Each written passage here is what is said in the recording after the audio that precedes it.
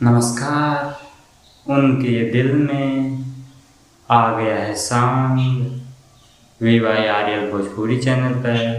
तो क्या कर रहे हैं आप अभी? जाके जल्दी से सुनिए, क्योंकि खेसारी लाल के इस सॉन्ग को भी ट्रेंडिंग में लाना है।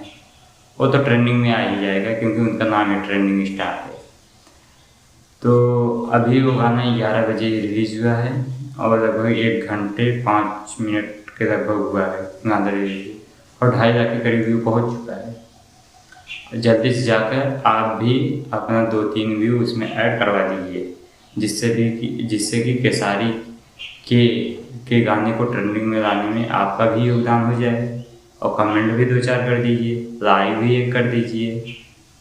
मुझे उम्मीद है आप लोग इंतज़ार नहीं करेंगे, तो आप तुरंत ही जाकर उस वीडियो को देखिए। और हाँ, जाते जाते एक बात और, मेरे चैनल को भी सब्सक्राइब करके जाइए।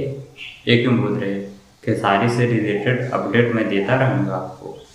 तो बस जाइए और सॉन्ग को खूब प्यार दीजिए और खेसारी को खूब प्यार दीजिए, और ऐसे ही उनके ऊपर सपोर्ट बनाए रखिए।